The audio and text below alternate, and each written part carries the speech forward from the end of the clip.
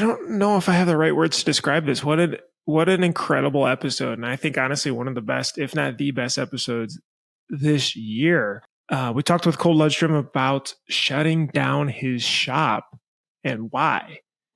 They were doing $1 million to $2 million or so in sales, and from the outside appeared to be crushing it. But from the inside, we dive into what actually happened. So truly appreciate Cole being able to share this. What'd you think? Incredible. The fact that Cole is courageous and brave enough to be vulnerable and come on here. He's been influential in the industry, and to be able to do that is not easy. We're going to go through what that felt like, what red flags started to happen, how he pivoted his business a couple times, and then when he ended up calling it quits. But on the flip side, what he's doing now to restart and just the positive things that he's doing. So this is a hard one to listen to, I imagine, but it's going to be a good one, and hope you guys can enjoy the episode. But first, we got some sponsors. Bruce, let's kick it off. Who do we got? Easy Way. If you're spending hours cleaning screens, that is a thing of the past with Easy Way screen printing and screen cleaning chemicals. Their innovative formulas are designed to work quickly and effectively, so you can spend less time cleaning and more time creating. Plus, Easy Way is passionate about empowering printers of all skill levels. They have tons of resources and expert advice to help you succeed in running your shop. Bruce, do you need a solution to improve efficiency and reduce costs in your art department? If you go to 1-900hotstuff.com, you're going to find Graphic Source. Graphic Source offers industry-leading outsource options for your shop by truly becoming a part of your team. They plug and play with Printavo and other shop management software. And when it comes to SEPs, mockups, creative art, order management, digitizing, back office admin, and customer service, there's no better company in our industry to work with. At Campus Inc., we have 5 full-time Graphexers, and they help keep Campus Inc. running. You can hit them up, graphicsource.com. Use Printavo Pod 24 to get 50% off your first vector, SEP, or embroidery order. Thanks so much, Graphic Source. Dude, you have a great backlight behind you, by the way. I'm going to send you a screenshot. You got to record from the holiday and more. Supercolor is the world's best heat transfer. It's made for screen printers, by screen printers. They understand the pressures and expectations of running a screen printing business. That's why they pride themselves on being super fast and super easy. Rum and the team are awesome. Always fun to see them and just spend time together. Not only that, their support team though is incredible. So super fast email. They're a great partner. If there's an issue, they're shipping stuff overnight back to help you run your business. Supercolor helps you guys make it. Mention or use that code Printavo15. That gets you 15% off your order. Sweet. Bruce, have you heard of multicraft_daddy? If you go to Instagram right now, open it up and type in multicraft_daddy, give him a follow and a like. Actually, shoot him a DM because he's giving away a free case of PMI tape per episode. If you need ink supplies or a daddy, Multicraft Screen Printing and Digital Supplies for over 50 years has been providing you with top brands at competitive prices. Mention the Printavo podcast. You'll receive an extra 10% off your first order. Dave Eggers and the team at Multicraft, we appreciate everything you do for us. And thanks so much for sponsoring the pod. All right, let's jump on in. All right, guys, I actually have great news to share with you just to kick this off. So before we get in this episode, I know we got a lot to talk about. Southwest is ending its open seat policy and offering extra legroom and designated seats early next year. Wow. Cole, do you know about Bruce's obsession with Southwest Airlines? I didn't know he was a Southwest man. I was doing Delta a lot because I was acting bougie. Not anymore. Bruce, he was a Frontier and Spirit guy for a really long time, and then he finally made the move to Southwest here, and so he's still in our thoughts, but we're happy for him now that he has extra legroom and stuff. That's okay, Bruce. You'll figure it out eventually. Or a companion pass loyalist. Yeah, although Delta's had that crazy issue with the cancellations for 4 or 5 days or something straight. Yeah, something insane where people have been stuck in airports for multiple days. Yeah, I was just in Chicago and I barely dodged it. But it was it was chaos in the airports. Survival of the fittest for that one. So that was the good news. Now we can talk about the other stuff. Steve, where are you at? You're in a hotel. I'm in a hotel. So I'm in Utah this morning in Salt Lake City. We are installing heat presses and kiosks in bookstores across the country so that our retailers can customize their athletes' gear in their stores and they don't have to deal with inventory risk. So we took our system that we do at Campus Inc., unpacked it, and shipped it out to our friends and partners, and now they're going to do the final decoration. So this is a new muscle for us, and I'm on the first install this morning. So yeah, Damn, That's congrats. a great idea. thanks. I hope it works. That's like the Nike, like how they do the live printing and stuff in the store, but for the bookstores. Yeah, I mean, the industry is changing. We all have to adapt, and this is one way that we're going to try and pivot a little bit to help our retailers out. And my goal is that it's in stadiums and stuff this fall. So yeah, we'll see what happens. Wow. So instead of booking live printing as an event, you're basically just a live station kiosk permanently. Yeah, so they buy the heat press and the kiosk and the software from us that we built, and then we essentially will ship them all of the supplies that they need. And as they, run through blanks or transfers, we just keep reloading them. The analogy I use is kind of like a soda machine, a fountain machine. We'll keep them topped off at all times, and then the software we build is pretty wicked. Where as it gets ordered, we can track their inventory, and then we can reload them, and we can pay out like the royalties and all that stuff almost in real time. So we're almost turning it into a little bit of a software. But yeah, we're essentially selling what we do in-house to our friends. It's a little weird. So yeah, it's kind of, I mean, you're empowering them to basically start being their own tiny print shop. So yeah, I guess the biggest risk is margin risk because you don't have that veil of secrecy anymore. yeah, now in the licensing space, Cole, it's a little bit different, right? Because we control that we are a licensed vendor, so they must buy the stuff from us. It's not like they couldn't just go get a UCLA transfer and do their own thing. There are some really strict rules about decoration. So we get to use that as a protective barrier. But to your point, totally. Yeah. Why wouldn't they? It is sort of exposing and vulnerable a little bit and we're not giving them clamshells. We're giving them MEMS with a compressor. Like yeah, we're doing the whole thing. But if it works and it's sticky and it makes them money and it hedges their inventory risk, we all win. We'll see what happens. Anyways, enough about me. Cool. Yeah. So, how do we jump into this in the nicest way? I mean, we had lunch. I'm a failure. So, yeah, I mean, I shut down the shop. Like that's the situation with me. And shutting down the shop was something that was like a huge decision that we were battling with back in the fall. And then we went into winter. Winter was fairly bad. And then we kept talking about how spring was the answer. And then we had a kind of okay spring. I mean, even the week that I finally decided it was over, we still were doing 10,000 units.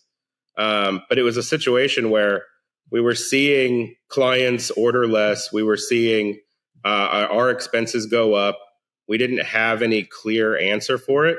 And ultimately, I had to make a decision about me making money for myself, because I wasn't making money for myself anymore. I was just scrambling to constantly feed the machine and the bills.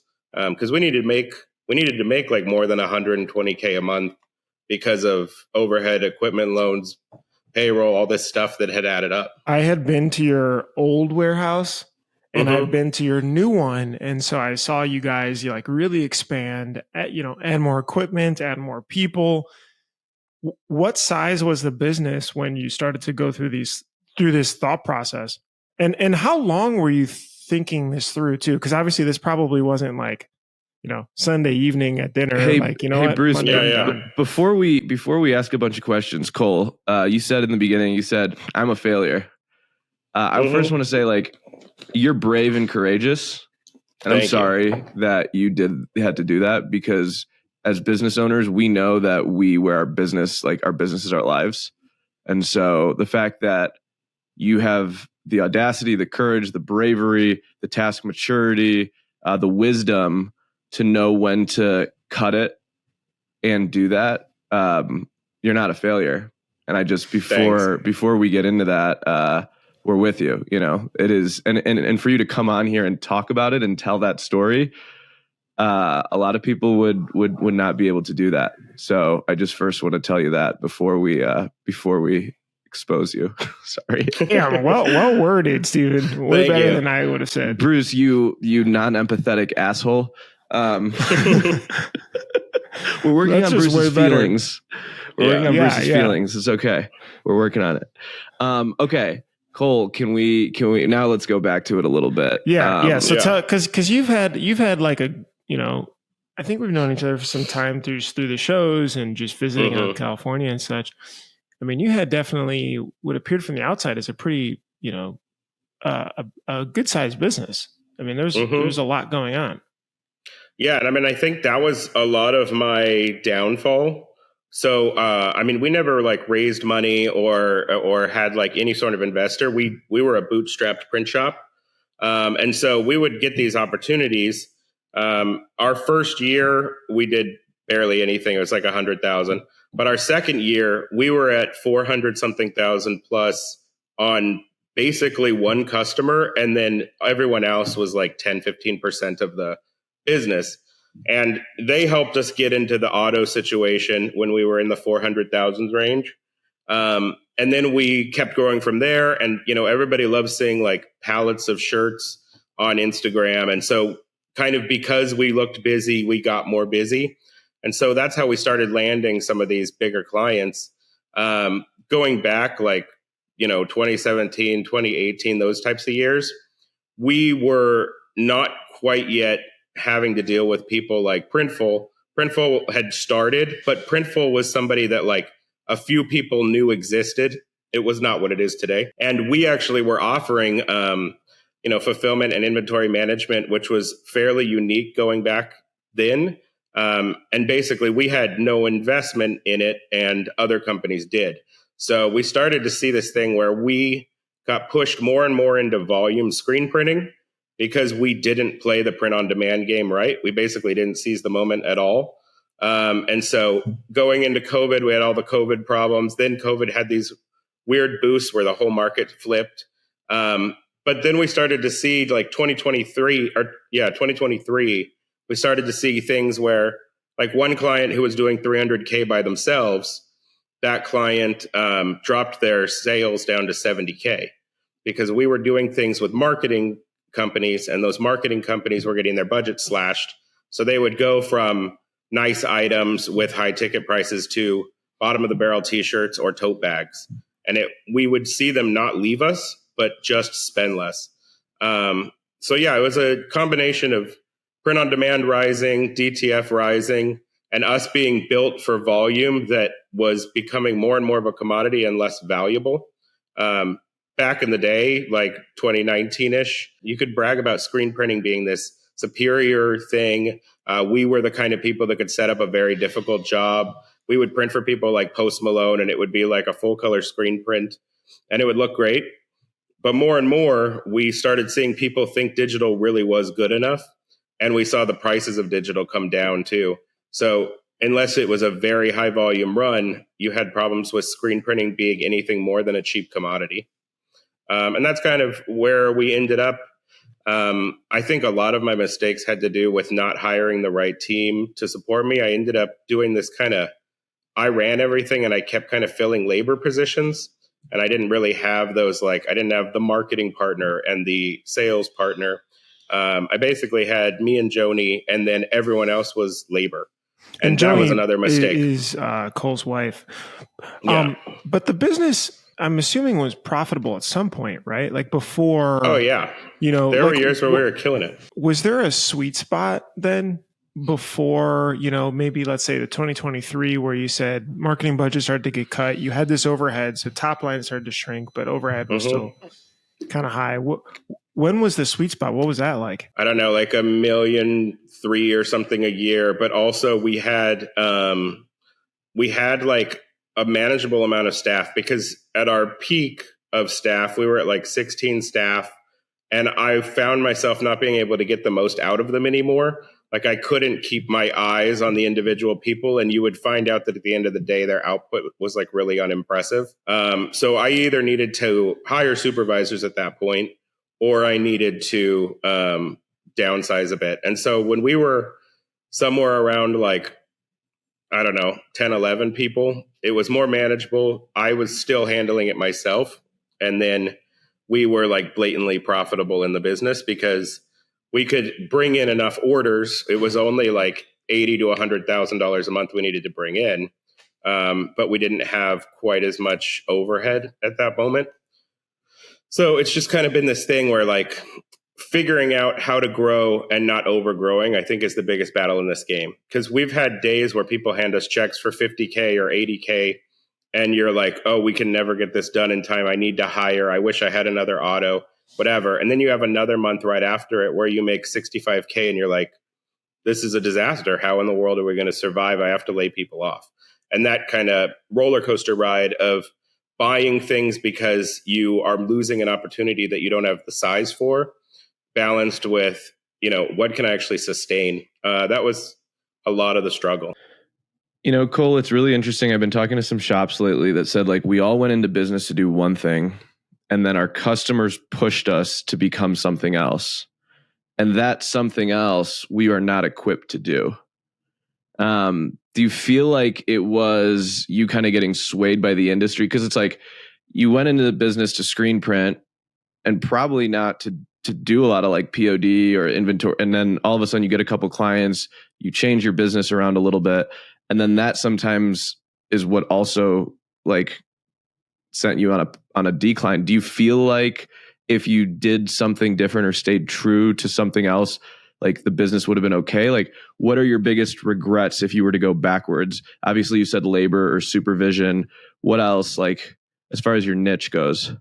I mean, if you go way backwards, the real reason I started it when I started it like by myself was I wanted it to be like a fairly customer focused, arty kind of a print shop. I wanted it to be like, we're capable of doing very difficult screen prints. We're going to be doing the discharge, the water base. We're going to be doing the high quality, expensive blanks. And I wanted it to be kind of a bougie print shop. And like a craft brewery. Yeah, exactly. And like in the very beginning, like you would come into our office on Pico. This was our very first office. It was only like 1,200 square feet. And you would like hang out on the couch, and we like had coffee and waters, and we were like having these nice little meetings about like what your vision for your brand was. And then we were able to charge quite a bit. But as we would land clients and we started seeing these bigger numbers, we started getting more sucked into the production and got pulled away from the customer side. And then we've had opportunities to print for, insane people. Like we've printed for Ariana Grande, and we've printed for car companies, and we've printed for Xbox and stuff like that. But what we ended up discovering was a lot of those people that you land end up being through marketing companies, and the marketing companies, they ultimately end up being about cost. And to be honest, they're making way more money than any of the print shops because they're taking your print pricing, marketing up, and they have zero labor, zero overhead, which is why you have these huge marketing companies making a fortune, and they have, billion-dollar valuations on the highest end. It's because they have all the corporate clientele, and they have basically none of the overhead. The overhead is on us. Right. And they're just a service. They're just trading money for time, basically, and their expertise. Right. Yep. And I think what's also interesting is there's a lot of, in the entertainment business, there's probably so much turnover with agents and marketing teams and people. And it's like, does loyalty even exist? I don't know. No. We were doing a lot of influencer stuff. So like we did H3, and then we also did like the Team 10, which was one of the Logan Paul projects. And what we would find is like, we would get their stuff done on time. They would be charging $80 for a Gildan hoodie. Like they were making an amazing margin. And then we would be told someone in Ohio wants to do the same print job for 80 cents. And then even if we matched it, we'd find out somebody in Indiana wants to do the same print job for 68 cents. And it's just like, it's a race to the bottom. Sure, we're doing 10,000 units, But when they start calling any shop, they all say that they're ready to do 10,000 units. Right. And Cole, do you think it was, would you attribute this decline to the rise of labor? Like it's just harder to stay in business because labor costs are skyrocketing, or do you think it's consistency of sales and business? I mean, my labor costs rose dramatically because we went from, I don't know if we were at 9 or 10 when we first opened because I was my own labor, but we ended up at 15 minimum. And then towards the end, they announced the California fast food $20 an hour thing. So now you have your person who's at the end of the dryer, who is essentially your lowest skilled worker, that could go telling you burgers. that they can go to Taco Bell and make more money. And it makes for a situation where, like, to be honest, a lot of this industry is running on questionable labor practices. And there's a lot of under the table nonsense that happens in California. And so we didn't want to be a part of that. And we also felt like we wanted to reward our team properly. So like I would have printers making good pay and stuff. And it meant that I could be beaten pretty easily on price. I mean, if they left the state, people could slaughter me on price, like those $4 ads you see all the time. And then even if they were in our local area, I wasn't really the same type of labor force that I really needed to be to compete on like a contract level. So I would make good money on like the 200-piece local small business order, but I couldn't necessarily handle the big contract order and be profitable.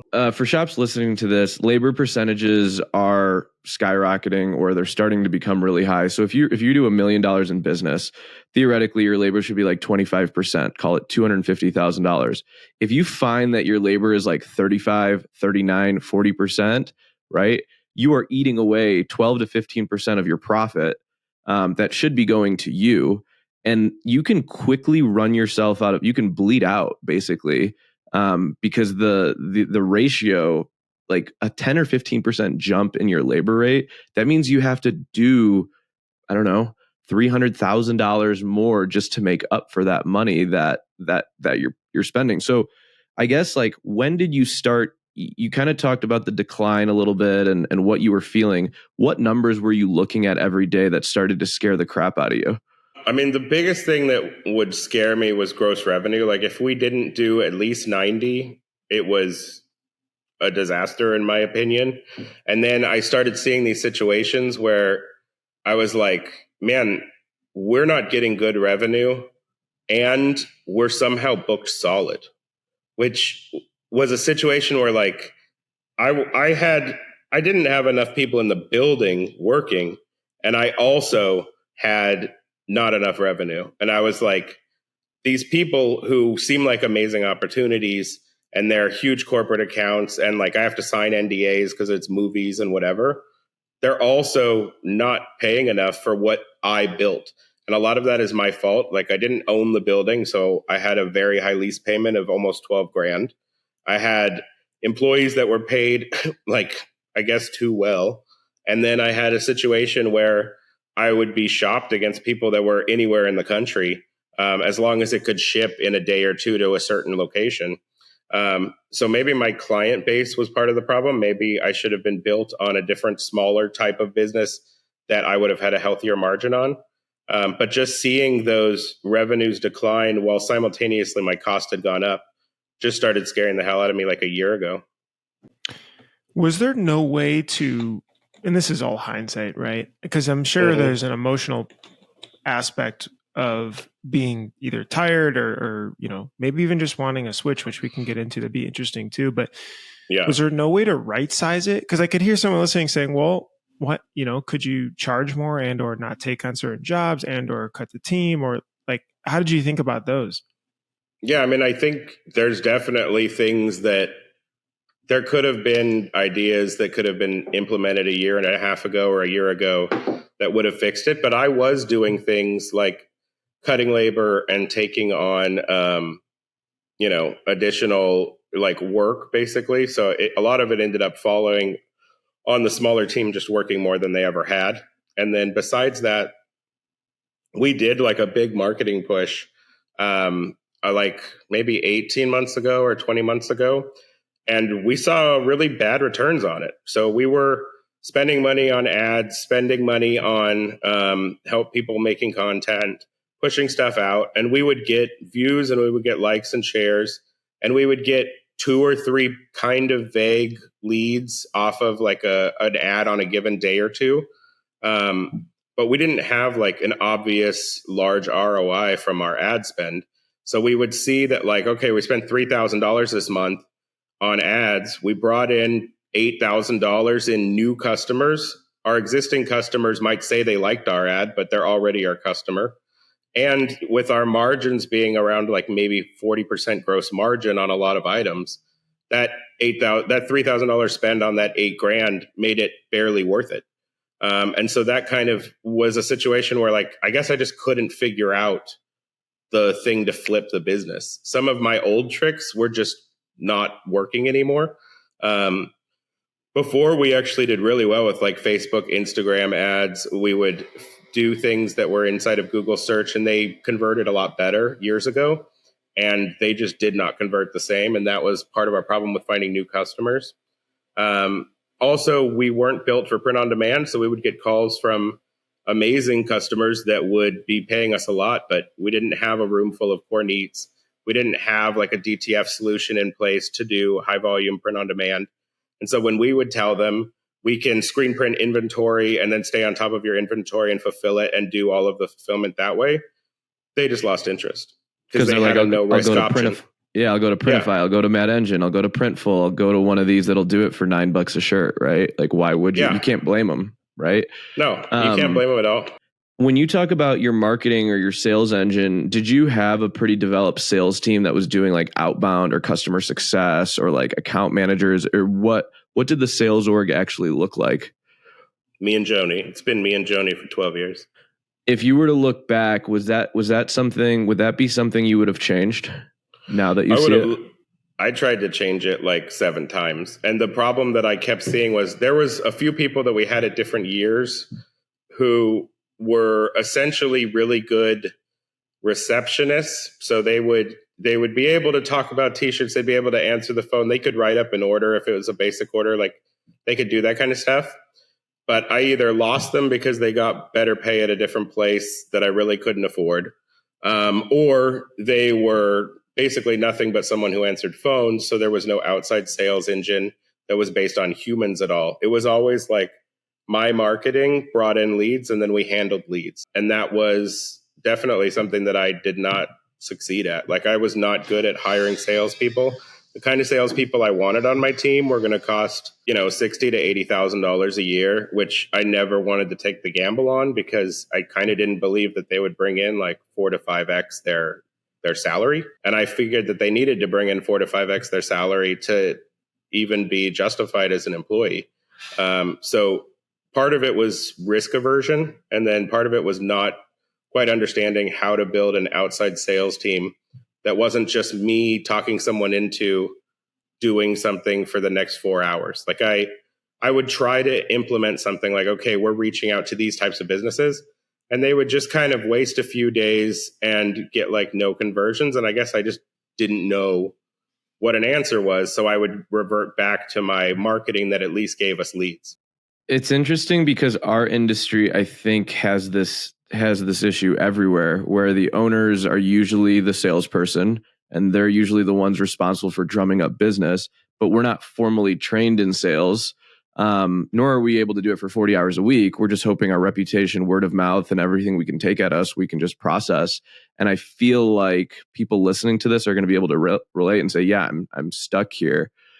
What advice would you give shops, that are in this position, that are hearing this and saying that are saying like, I am where Cole is. I'm not brave enough to speak up, but I am where he's at right now. What advice would you give them to start implementing like tomorrow? Yeah, I mean, two of my guys actually started their own shop, and basically they're just like eating up a lot of our print only work because like it was a great opportunity if you didn't have the infrastructure we had. And what I've been telling him is like, do not focus on growth, focus on sales. because you're in a better position doing as much sales as humanly possible, and you be the company that outsources for 80 cents per hit. Because if you start growing that back end, you better have an insane amount of sales happening. And then if you have a small downturn, you're going to be eating all the risk. Whereas these people that are being essentially brokers, or they're small shops plus brokering, they're killing it because they have a bad month and they make $0. A large print shop with large overhead has a bad month and they make negative $20,000. So it's a different way to grow. But I feel like that model of focusing on the sales exclusively is a lot safer. And so, it depends on how big your shop is currently. But if I had been more hardcore about sales years ago before even expanding, and I had just decided I'm the type of company like a Fresh Prints, for example, where I can have my location, but I'm going to find trusted print shops that I partner with and just feed them work, dump the blanks to them, have a back-end portal where they can see all the artwork, see all the art files, and then they're just going to white label ship it out. I could have had a much healthier business. I mean, you fill your own doors first and then you start shipping it out, I think. I think this is why companies like M&R and Rock are probably a little scared, right? Because Campus Ink is not buying new autos anymore. Yeah. Well, imagine how scary it is to sell manuals. That's like really. Yeah, I don't think, but it's like, I'm not buying new presses right now. I will sub out work first. Right. But 4 years ago, there was this ego check of, no, we're going to keep it all in house. We're going to get the biggest, nicest presses. We're going to get beautiful spaces. And now we're all staring at it like, we don't want to touch that, So I think what you said there is don't be afraid to sub it out and focus on sales first. Bruce, what other questions you got? I love to actually learn a little bit about closing the shop and some of the details there. But, after going through some of that process, I'm not sure where you're at yet. How did you feel, or how do you feel now? Is it relief? Is it, bummed about it? Is it excited for what's next? Like what's going through your head? What feelings are you having? Yeah, well, I mean, we had the staff disappear. We told them that we were finishing all jobs, and as soon as they were finished, it was over, like late May. And we filed for dissolution early June.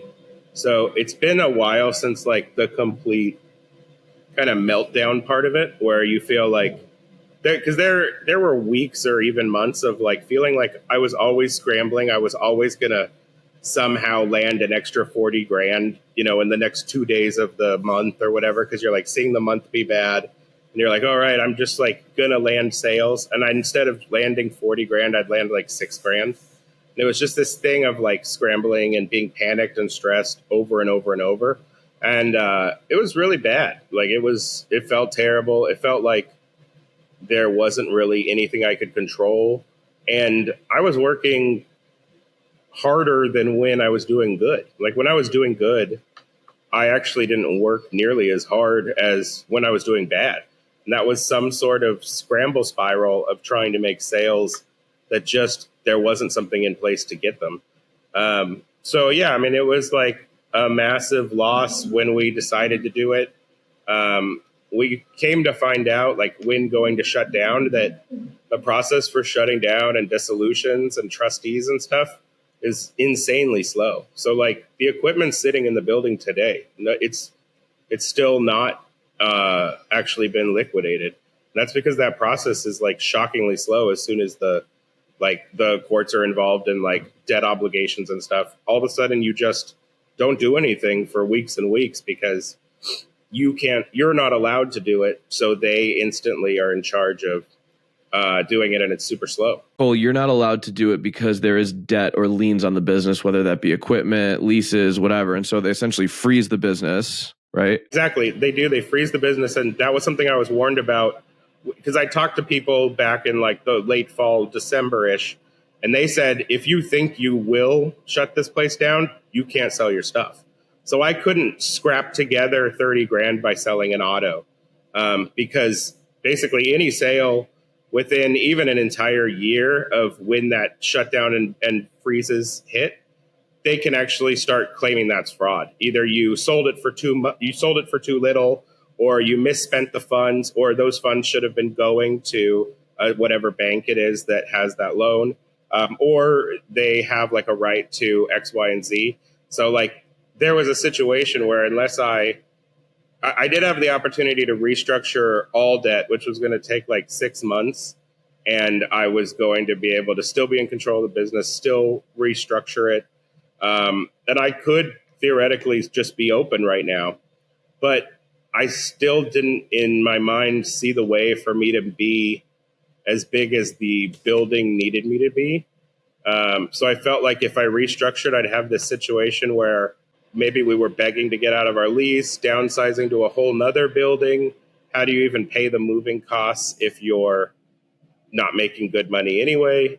And so I was just like, for myself and my family, I have to figure out how we're going to be profitable ourselves instead of me adding the extra 6 months or 1 year or whatever that I could tack on to the business by doing something like a restructure instead of a shutdown. But how does it feel now? Yeah, on the other Like, side how do of you it. feel about it now? I mean, the process is one thing, but I personally have brought in like $22,000 for myself in projects in the last like 40 days. And it's projects for myself with no cost of goods and no overhead and no staff. is that relief? So, or like what? Yeah, Do you it's feel like lighter? a massive relief.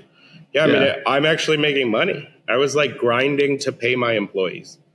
And now I can like grind for myself. That was kind of how the business started. I mean, in the first year, I was in an apartment outsourcing every single job. And so even though we only made like 140,000 or something the first year, like I was just able to do the math, like after blanks and after this, here's what I get to keep. And it was simple math to me back then. And then I justified that as to why I was getting a building, why I was getting stuff. And then we ended up with, upgrading from 1 to 3 locations. And at one point we even had a whole separate warehouse for fulfillment. And that was like 4,000 square feet of nothing but storage. And a lot of it, I just wish I didn't grow. Like I was really right when I was like 27 and landing orders in my apartment. It's interesting that, a lot of people like hold on for dear life a little bit. And in this case, you admitted to yourself, this isn't the right way. I'm not going to have shame or guilt. Let's just cut bait here and restart.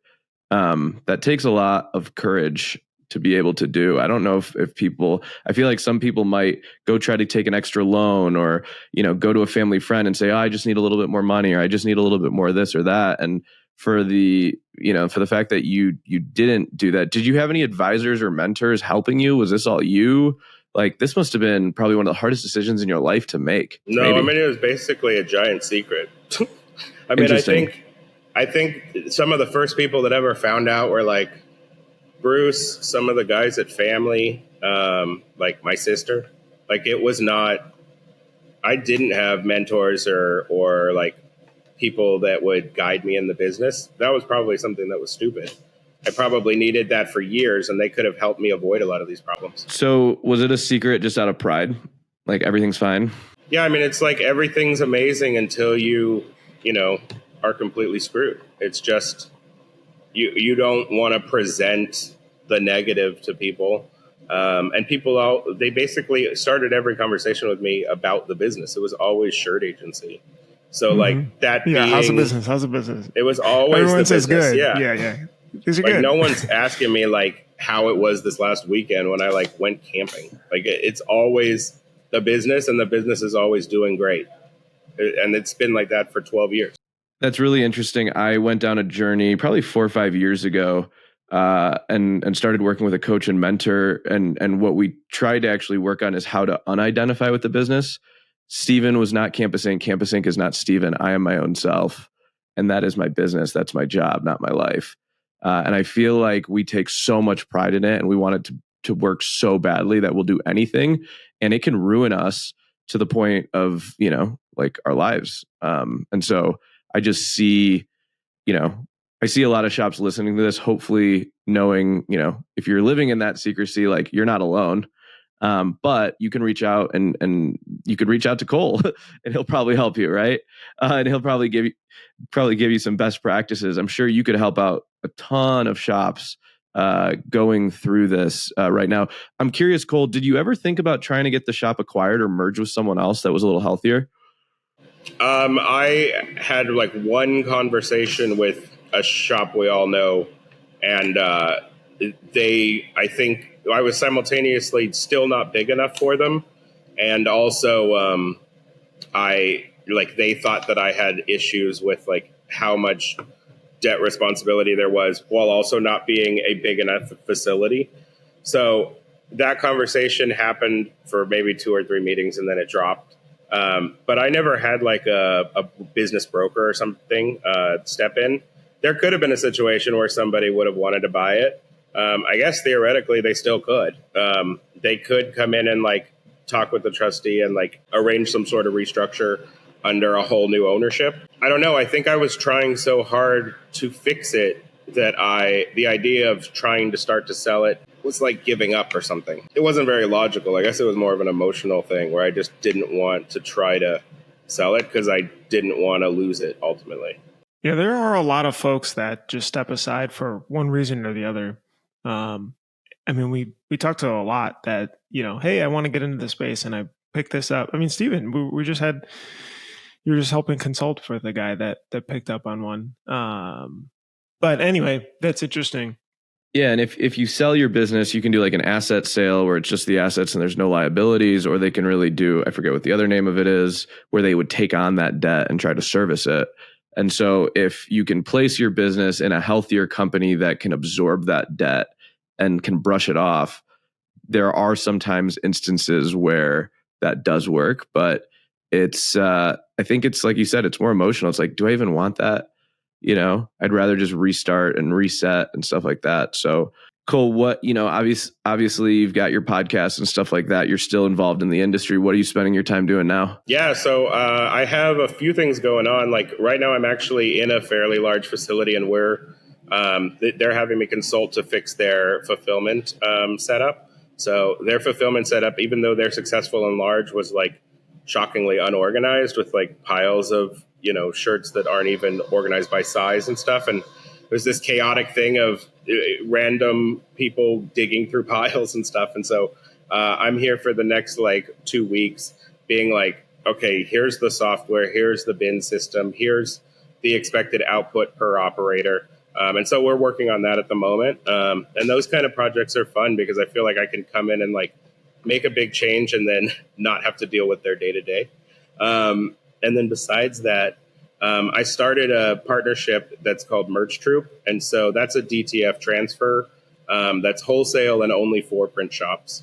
So at Merch Troop, we're doing a 1.7 cent per square inch transfer, which basically beats all of the public prices in the industry. So we've signed up a few shops already, and we're looking to get some more print shops on that because we're just printing them every 24 hours, shipping them out. And our plan is basically until we grow past the 4 machines that are running, the price is going to be fixed at that point. So we're just seeing who is interested in that so that we can have them save a lot of money compared to like the big DTF options. I feel like that's why you like consulting a bit too, Steven, because it's, oh, wow, I've already been there. I know exactly how to help you guys a lot quicker than what you're doing right now. It's fulfilling, Cole, right? Like it's fun to show someone what you learned and let them implement it and then turn around and say, hey, that works. Thanks. And it's amazing the different things that you see. For example, this one guy I know, he's amazing at landing tour merch. He's amazing at dealing with the bands. He has the connections, and he built a very large business off of like connections where he literally just knows the guys' cell phones. And so they're giving them thousands and thousands of units. But like his website was like one page with a black background. And so like just stepping into these certain roles and being like, okay, here's something you can work on that even though you're killing it over here, you haven't focused on at all. And then if they need help, like giving them a way to have it be done for them, or at least giving them guidance on what should be getting done by their team. Because everybody has some sort of blind spot, whether or not they're making a lot of money right now or not. There's something that they're not seeing that's an opportunity. And you're just kind of like a mirror for them. And you're like, you need a new website. Get this, right? Or you website need, or organization or whatever it is. Like stuff on the back end where you find out that like they're still using paper file folders and like they literally don't have the right software running. Stuff like that is just kind of shockingly obvious sometimes. Cole, you're a boss for sharing all this. I think this is the best episode of the year. Thank you. Well, yeah, I mean, all it did was cost me my livelihood, so I hope it's a good episode. Now, I remember getting the text and we talked on the phone for a while, but like to your point too, Stephen, I mean, I think there's more shops than we like to admit going through these similar struggles and, making it okay to make a strong pivot. Like you will be fine, A, and B, like you could turn out a lot better as it sounds like you're off to the races. Yeah, I mean, I feel like personally I'm doing better. And I guess ultimately we got into business to make money for ourselves. And this scramble to like pay the guy who owns your building your rent money is just kind of exhausting. So it feels nice to not have insane overhead anymore and just be like, oh, okay, I have to pay my own rent. It's like, feels shockingly easy. So yeah, it feels better at the moment. It's really interesting, Cole. I've been told this: when you start a business or do things for the second time, you just move like a ship through the night and you're so much more efficient. You don't make the same mistakes. When you see something, you can spot it. And so it's going to be really cool to you're still an entrepreneur. You just are taking a new shape. And it's going to be cool to see the new shape that's taken over the next couple of years. And I think you're going to be able to really positively impact the industry. So we are really, really grateful for you sharing your story and being rooted in education. That's amazing. So thank you. How do people reach out, Cole? Either on consulting or you talked about transfers or... Yeah. So we've got merchtroop.com, which has barely been up for like a month. So the features are going to get better. And then my new email is cole@merchtroop.com. And then I still have the same like Instagram. So we can throw the link in your description or whatever. Awesome. Sweet. All right. We'll share it. Thanks, Print Hustlers. We appreciate you guys joining us for another week for Printavo Print Hustlers podcast. Got Mr. Stephen Farag. I'm Bruce. See you next week. Thanks so much for listening. Hopefully that was informative. Don't forget to subscribe. Don't forget to like. Don't forget to hit the bell for notifications if you enjoyed this video. If you enjoy all the stuff we're putting out, it's really helpful. We love to just be able to see it. That means that we're doing a good job. To subscribe, hit the bell for notifications, and hit the like button. And I'll see you in the next episode. Bye.